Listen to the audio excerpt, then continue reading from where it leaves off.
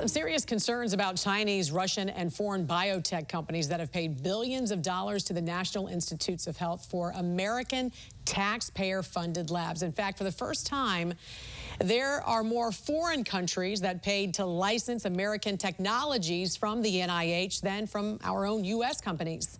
Joining us right now to open the books is the Deputy Policy Public Editor for OpenTheBooks.com, Rachel O'Brien. Good morning to you, Rachel. Great to see you as always.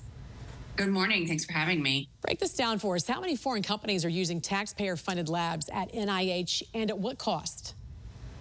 Yeah, so this is about royalties paid by outside companies to NIH and their scientists. So government scientists at the NIH create technologies, and then companies pay royalties to license those things. And so we've been fighting, Open the Books has been fighting the NIH for almost 3 years to get complete records about these royalties. So we now know there's about 1,650 companies that paid $2.7 billion in royalties between 2010 and 2023, and then went to 2,600 government scientists. Now we know for the first time that foreign companies are outnumbering American companies. They're buying up licenses. There are 139 foreign licensees versus 102 American ones. And we have a graph on the screen right now showing that the red line right there is the foreign companies that you can see, non-U.S. companies, which is now surpassing the green line that you see there, which are U.S. companies. And you know, Rachel, this is troubling when you factor in national security and the reports of leaked intellectual property. So talk about the conflicts of interest, what this means and why it's allowed. Right. Well, so, I mean, it's concerning mostly because it means that our leaders in Washington didn't learn the important lesson after the pandemic to stop sending our tax dollars to China for risky, secretive research. So at least 39 Chinese companies have licensed NIH technology since 2010, including the WuXi Biotech is this company that has made 97 payments. They have a related company as well. The New York Times reported that they produce materials for many pharmaceuticals used by Americans, and lawmakers are concerned about the company because it may be affiliated with the Chinese military, and it has access to American genetic information and our intellectual property. There's actually a bill in Congress that would prevent this company, WuXi Biotech, and another company, Beijing Genomics Institute, from accessing American patient data and tax dollars.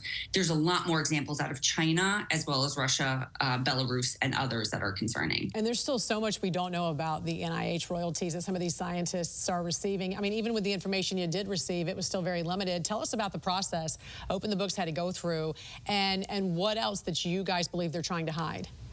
Yeah, so this is going on for 3 years. We've been trying to get this information about money paid by pharmaceutical companies, outside companies, to the NIH and their scientists. So we received about 3,500 pages of data on these payments, but the individual royalty amounts are still redacted, so we don't know how much each scientist gets. In 2,000 instances, inventors' names were redacted. We don't even know some of the inventors' names. And so this raises questions about the nature of the relationship between those inventors, the NIH, and the licensees. So the good news is that the Senate Homeland Security Committee this year passed the Royalty Transparency Act. That would require scientists to disclose royalty payments, and any entity that applies for grants or contracts, they must disclose any royalty payments that they send to government scientists.